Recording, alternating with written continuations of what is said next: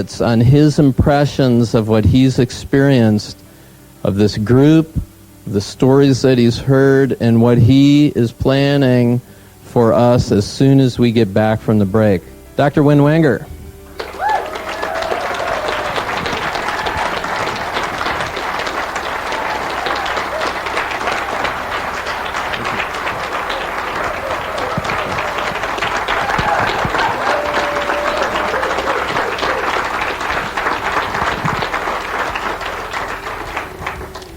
Thank you very much.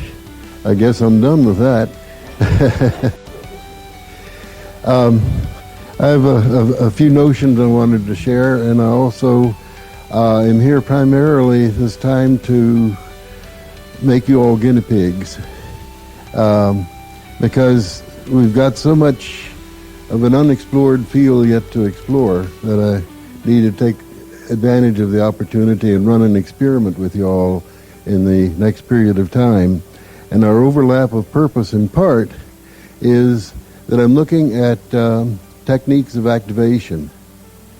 And I sense that the stronger we can make the techniques of activation, or the resources we can bring to that, the greater the success of the whole program, not only in terms of photo reading, but in terms of the whole issue of developing untapped human potentials. And Charlotte Ward, are you here? Could you stand?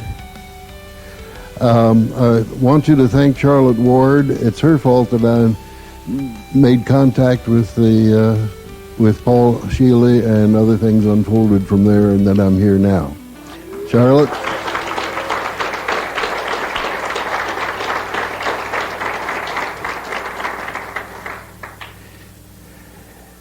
The issue, I think, boils down to this, that we have all these various programs, a lot of them represented in this room, like kinesiology, brain gym, for example, as modeled this morning.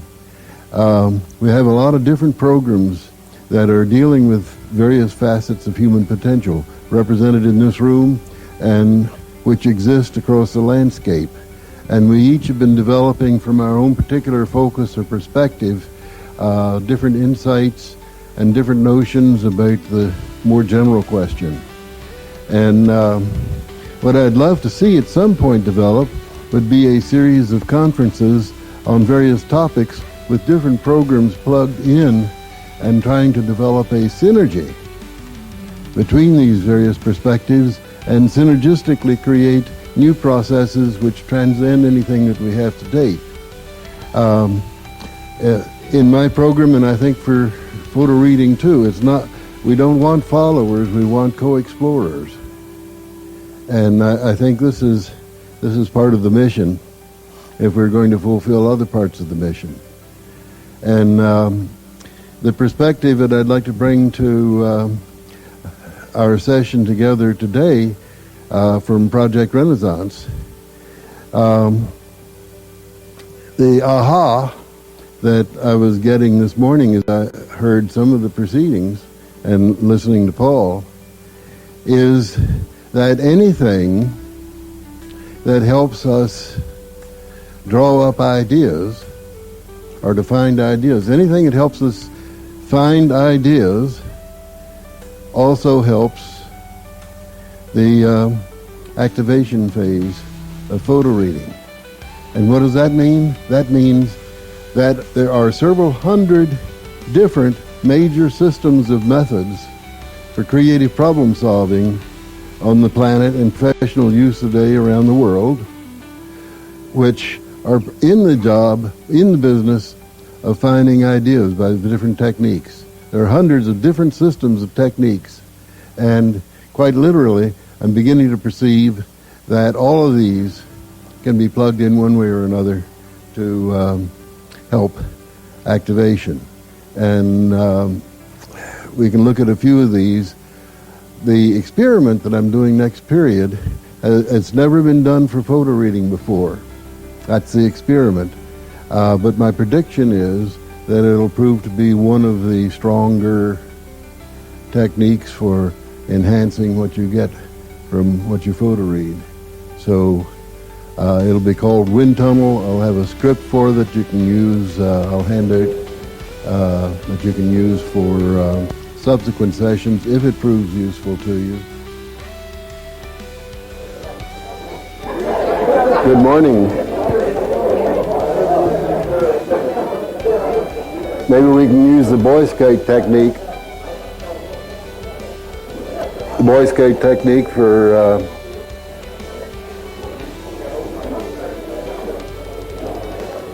can everybody hear me? Keep talking. I'll try softer. Can everybody hear me?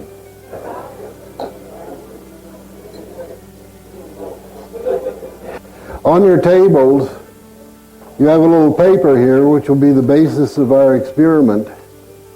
It's labeled an experiment in torrential activation. And we'll refer to it at a couple of points, but when we do the actual process, we'll put the paper aside and I'll kind of lead the steps for the first occasion. It's a little paper called An Experiment in Torrential Activation. I just want to make sure everybody has that. If the thing works, then you'll have that for future reference. And if it doesn't, we'll pretend it didn't happen.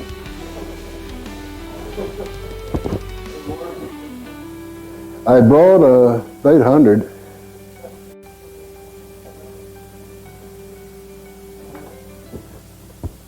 Okay, more are coming, so if you just hold up your hand until one is magically placed there.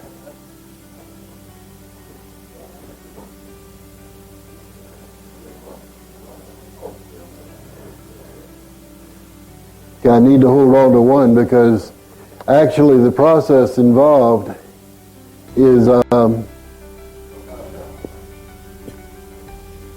exists in about 45 different forms now, because it's proven so useful that it's been tried out in all kinds of situations. Before the break, I mentioned that anything that helps us generate ideas, helps us reach for and find ideas, probably helps us to activate photo-read information.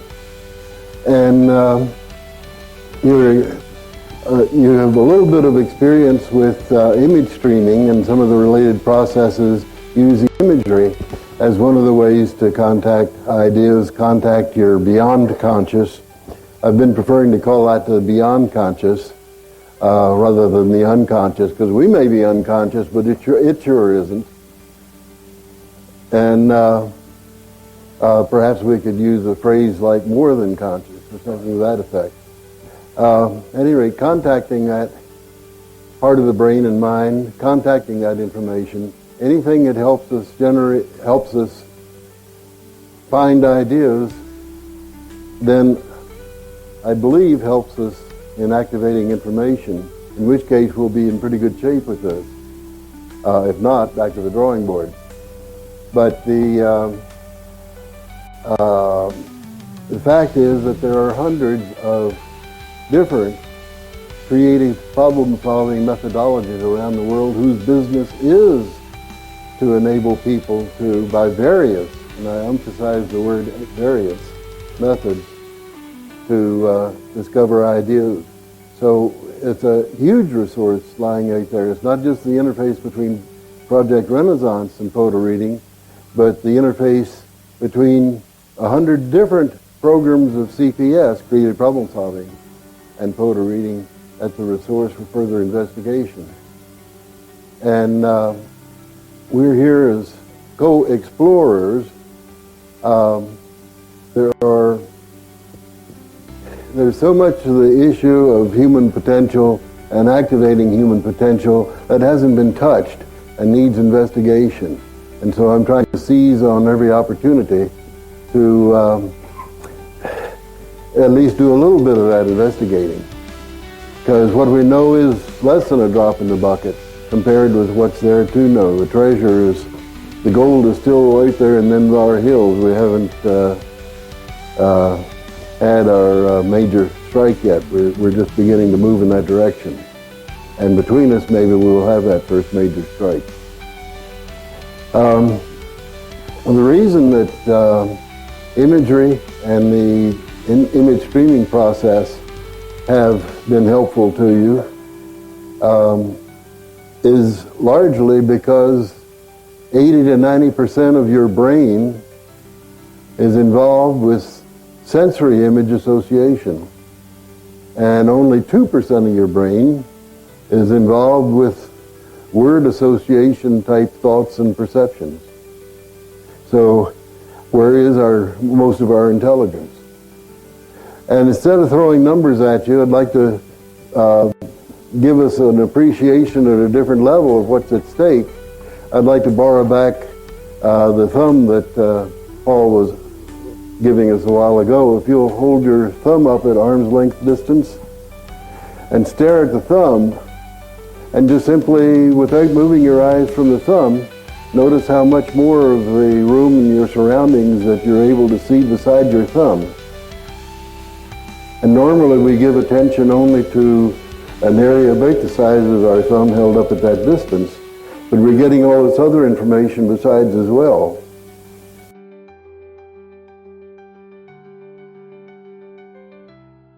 Thank you. You can let your thumb down. And the information that we give our attention to, we're conscious of, and then all the rest of that information, it's also still coming in, and still, that's just for current experience, and still coloring everything else that we're experiencing and so forth. Take it to another level, not just current experience. If you'll indulge me for a moment and look at your foot. If you'll look at your foot, and look at the little bit of rug that's under your foot.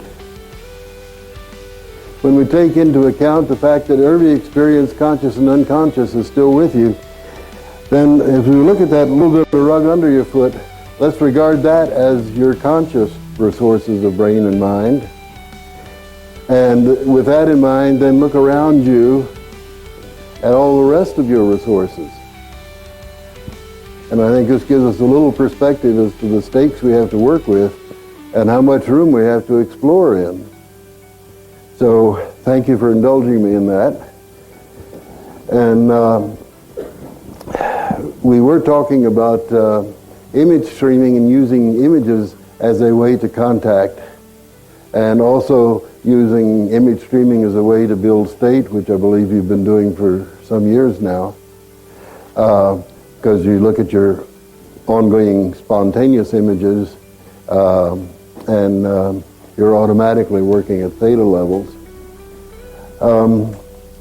But I'd like to explore with you an entirely different approach to activation of information, and I call it the torrential approach because it involves some sort of torrential outpouring of perceptions on the basis that you get enough flowing out, and you have to keep feeding that flow. It kind of pulls other insights and information into play, and you've experienced some of that with your free-noting already. And the process that I want to try this time is similar to free-noting, but you might find to be even stronger for pulling out further information. And so in this torrential outflow process, which we call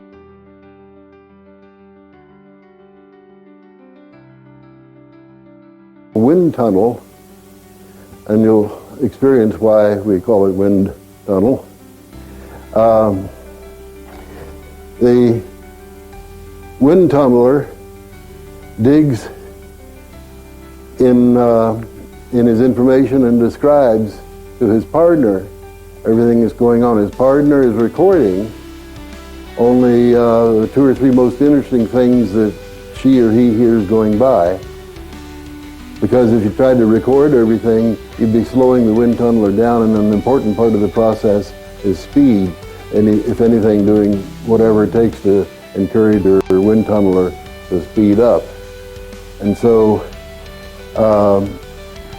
as we go through wind tunnel, I think it probably helps to look at the brainstorming rules first, which start on page 2 of this handout. And we'll just take a quick look at that.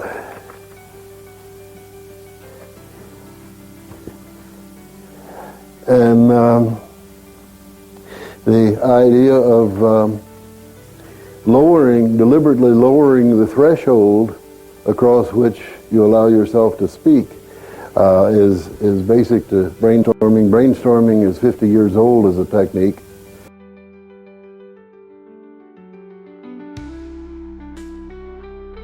And it came out of the original process invented by Alex Osborne back at the very start of the worldwide creativity revolution.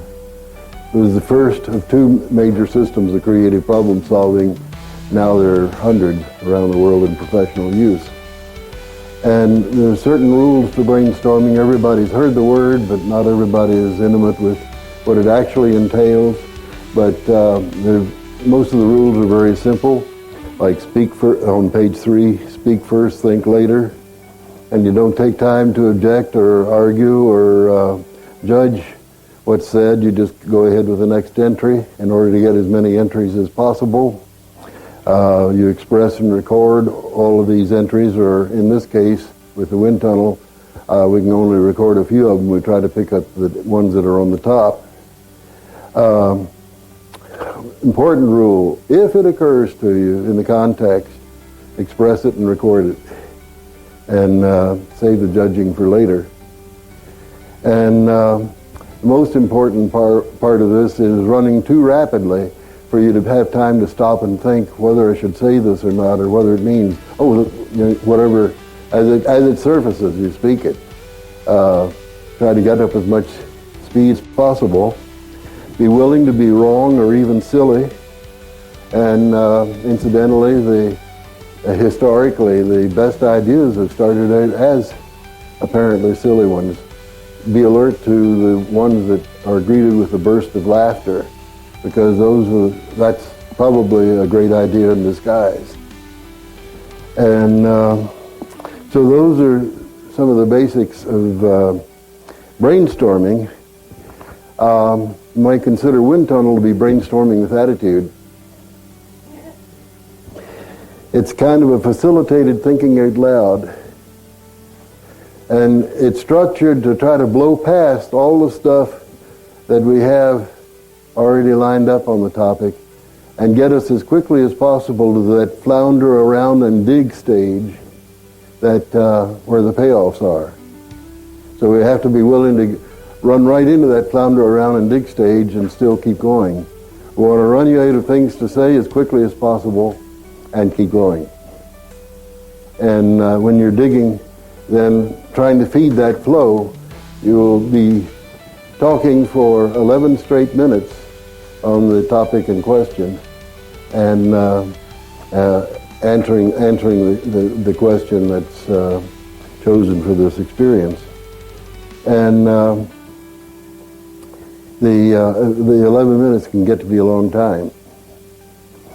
But if you can keep going without pause or hesitation, even when you run dry.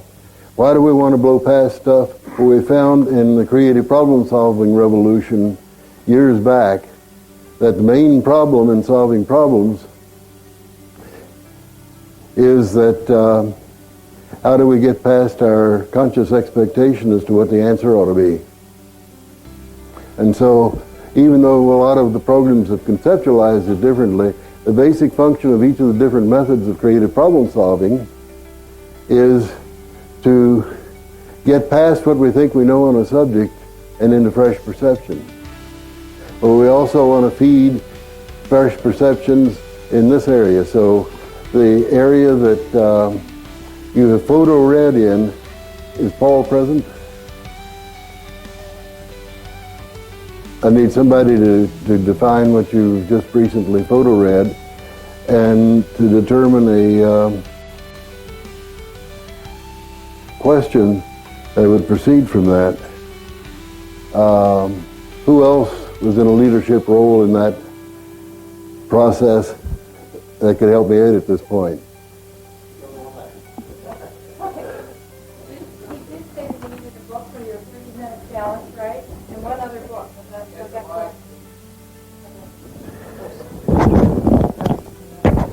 Thank you, Wynn. All right, I'll just stand close. Okay.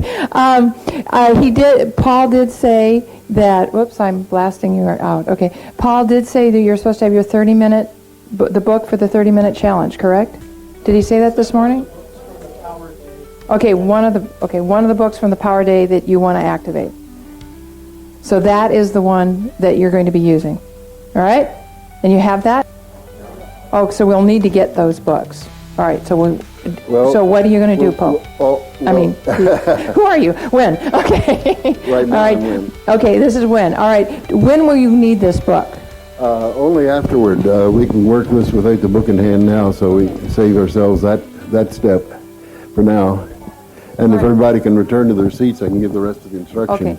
Okay. Two things. You don't need the book right now, so you can return to your seats. And the other thing is that Lynette is handing out some of the handouts, which some of you weren't able to get earlier, so we made some copies. So if you need one, please put up your hand so we know, so she can see it. Okay, thanks. Now you can have it back. Okay. What I need for you to do is to jot down, everybody hear me? To jot down a question or a topic. We'll just call it a topic. Jot down a topic based on what you think the subject matter was about in the book that you photo read. And that question should also reflect your intention, the intention that you formed while reading it. So design a question or a topic around that intention related to the book that you photo read. Can we do that? Okay, well,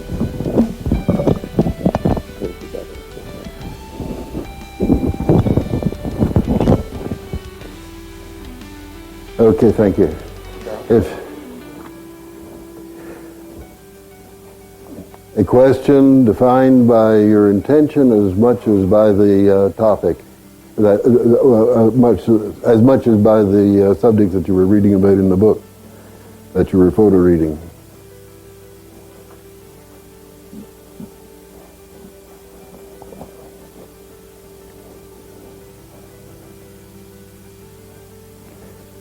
And then if you could pull together in pairs, and if possible, I'd really like everybody in pairs this time so that everybody has the experience on both ends of the process. You'll hitch close to your partner so I'll know everybody is in pairs.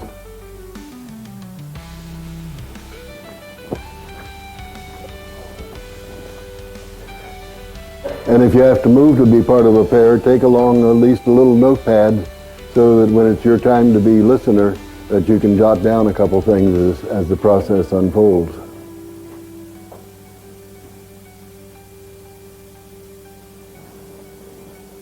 Does everybody now have a question or one partner needed over there who can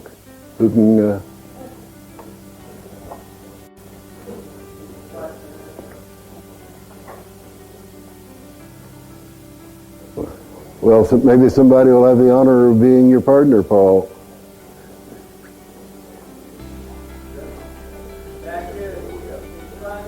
Okay, if we can get the two singletons together then.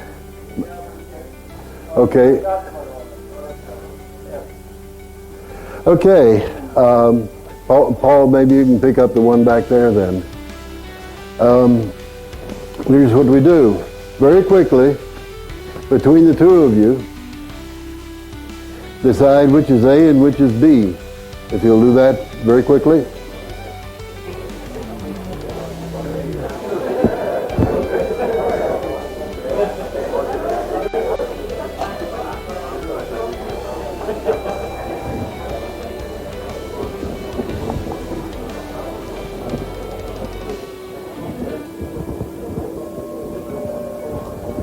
Okay. Here's what I want the bees to do. After you share what your topic or your question is with your listener, I want the bees to be the wind tunnelers on the first round. And in order to do that, and all the instructions that are on page 4 I'll be giving you, so you don't need to bother with the paper right now. But just take your topic or question and start answering that topic or question to your listener as soon as I give you the go-ahead. And here's what I want the listener to do, is to record you, the A's are the listeners, to record what the wind tunneler is saying, and but not everything, because you don't want to slow the wind tunneler down. You want to, if anything, to encourage them to speed up. And so you just pick up the 3 or 4 most interesting things that you hear going by and jot those down out of the torrent that's going by. The wind tunnelers, again, all bees, if you will speak as rapidly as you can, saying whatever comes to mind, that hoping that it relates to the topic, but not judging whether or not it does. And with the rules of brainstorming in mind, and maybe some other things, just pour forth and just see how much you can get said about that topic. And remember, we're trying to get as quickly as possible to the point where you run out of things to say and have to dig and flounder. So when you reach the flounder around and dig stage, keep going without let up. Yes?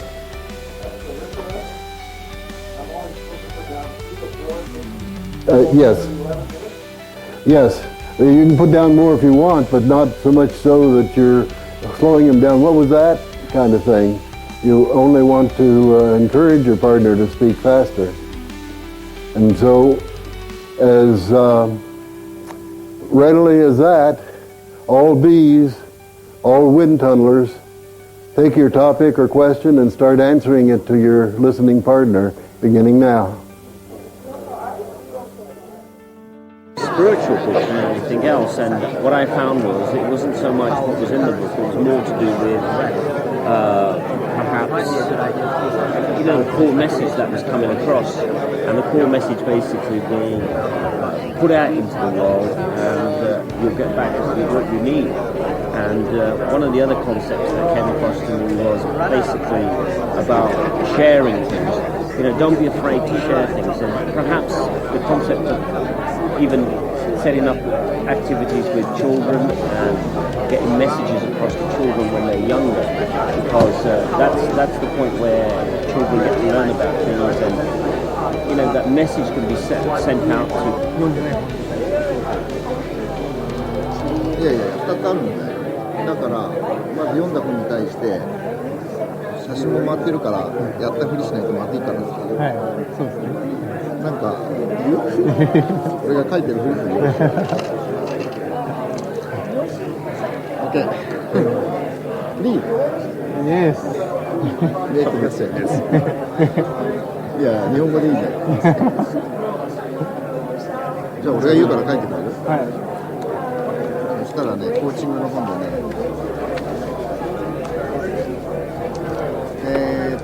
ただ思ったこと書けばいいんだよ。コーチングの本で見えたのがね、a number of times. Well, actually, I don't know if I'd be cheating or not looking as well. Because I'm a visual kinesthetic, responding to that test. And if we have a sense of past, we have a sense of future, and it's almost impossible, very difficult to escape that sense.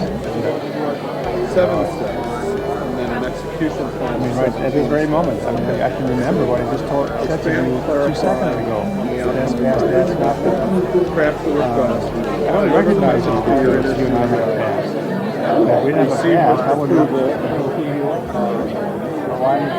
tap individually network, invisible network, do your due diligence, and then make the outcome happen. That's the 7 steps that they describe. And then in order to actually execute.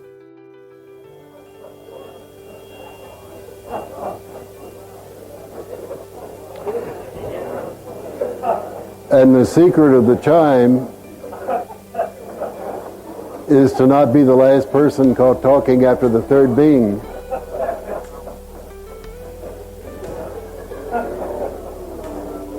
Which looks like I should have established beforehand.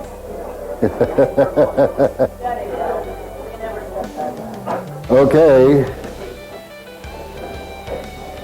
What I need for the wind tunneler to do now is, while the listener is going through his notes and selecting out the 3 or 4 most interesting points, I need the wind tunneler to jot down very quickly the most interesting 1 or 2 things that he heard passing his own lips.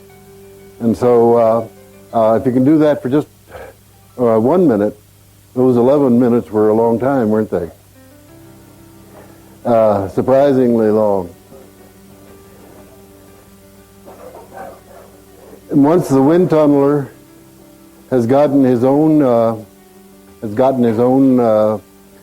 or 2 most surprising or interesting things jotted, then you have between you 4 minutes to compare notes on what the 2 of you found most interesting about what was said. And I will begin that 4 minutes now. You may compare notes on the most interesting thing said.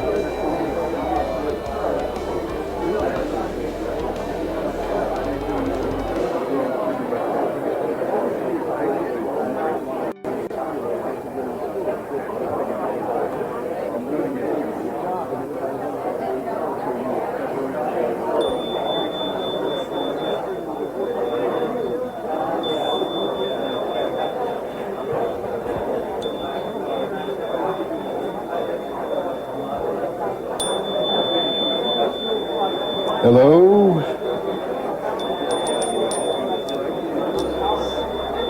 Hello?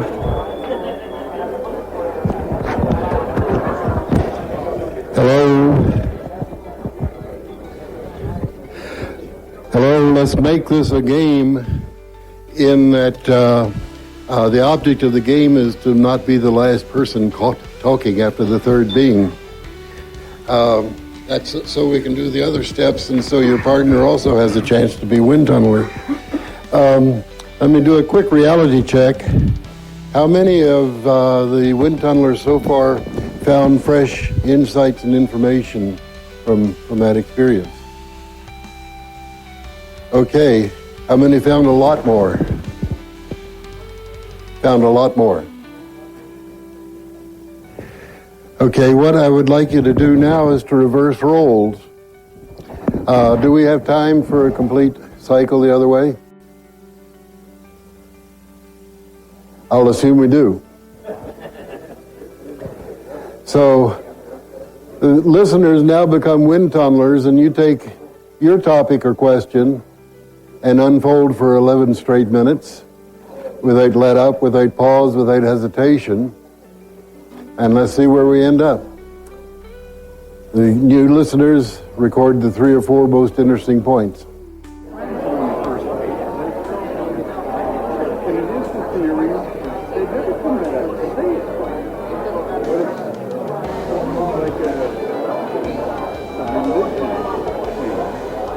Many religions.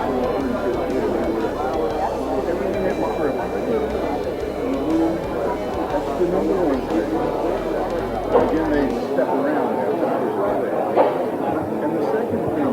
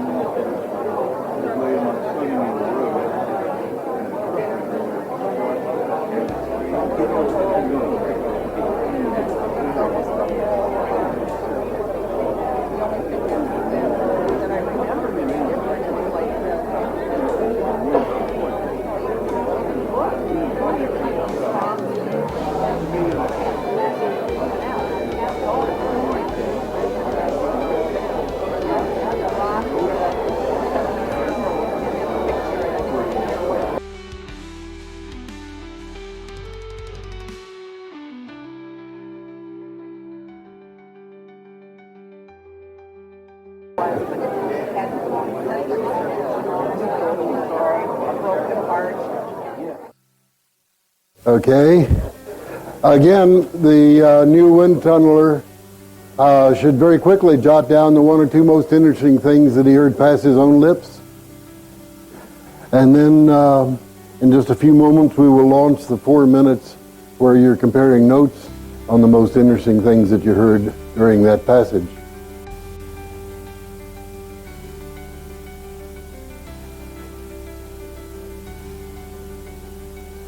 And if now you can start to compare notes on the most interesting things that you heard out of that passage, you now have 4 minutes to do so, please.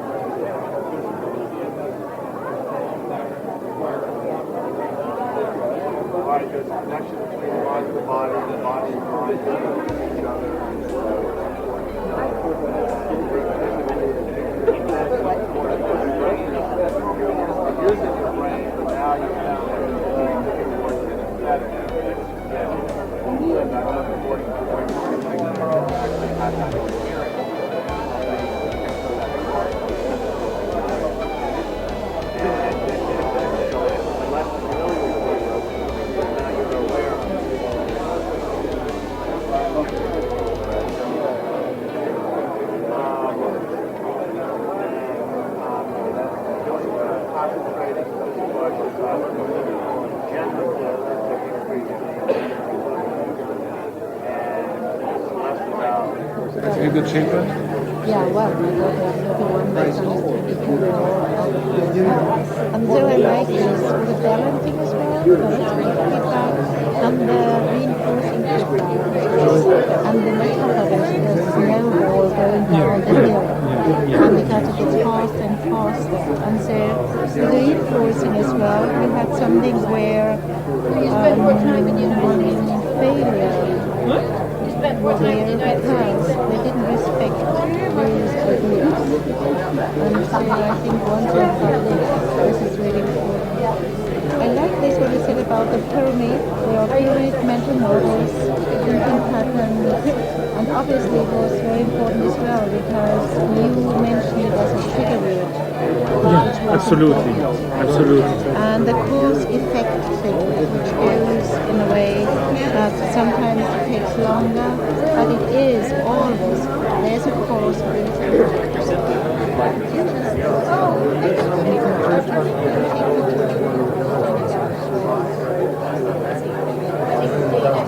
Okay. Thank you. I don't mind. I was amazed that it took me such a long time to talk about the learning organization because really that's what the book is all about. And I reconstructed, if I can say, the whole book. 3 or 4 points, actually mind mapped it for me. Great. And when I went back to it, it was very easy for me to see the progression to where I started out talking about the book, and then I started talking about myself. And that's where I had all these insights coming forward. And so I then mind mapped for Jennifer, and we had the same experience. She started out talking about the book, then she started talking about herself, and that's when all the insights started coming. And it was very useful to see that kind of laid out logically for me on a mind map. That's great. And in fact, I'm going to modify this experimental procedure officially to have mind mapping on the listening end. Good. Well Yeah, done. There may be a syntax to this, so it can really help votaries. Great. Yes. Nice work. My experience was that I almost stopped talking, and then I said, okay, I have no idea what I'm going to tell you now, but I keep talking, and then I picked up the bottle from the table, and then I start looking at it. Well, I'm holding this bottle in my hand, and I don't know what I'm going to do this, but I see the water is floating into it, and then I connect this with the idea what I was just talking about before, and I can use it in my everyday life since I'm the dance instructor, and to compare these kind of movements in my work, and that this is just amazing. That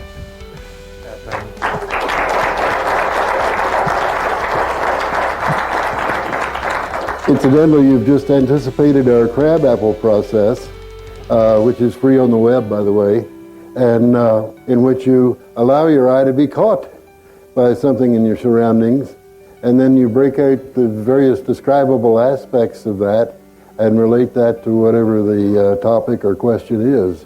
And we're finding that to be a very effective process. Thank you.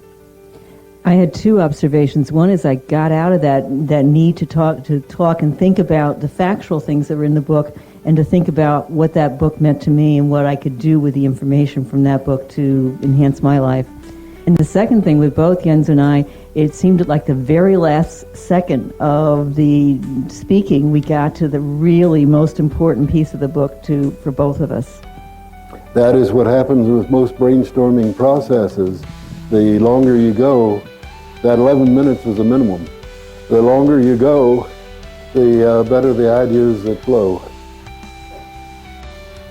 Okay, I think we have time for just this one more. I'm more excited about what happened with Jonas. I learned how to mind map from the book last night. I spent about 10-15 minutes with it, with the mind mapping book that someone has here. And it's an awesome book. It's got beautiful pictures. So I just listened to her talk, and I was aware of, I could feel when she was getting really into something wonderful and when it was just the fluff. And she had a couple of places where she got into the wonderful stuff. And so we wrote that all down. I wrote it all down. And then I, at the very end, I took a couple of colors and I went, oh my God, this connects to that, this connects to that. The places where my mind map got very tiny and little branches came off and then more little branches came off, more little branches, those were the places where she was getting into the meat of it and something very useful. And it turns out that with the pictures and stuff that I drew and the connections that I drew and the arrows and everything, we've got her whole life planned out here. The pathway to money. She takes the path, where's the money?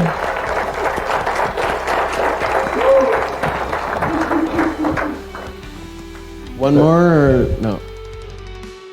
I will have to do QA over lunch, I guess, when we're doing the other process.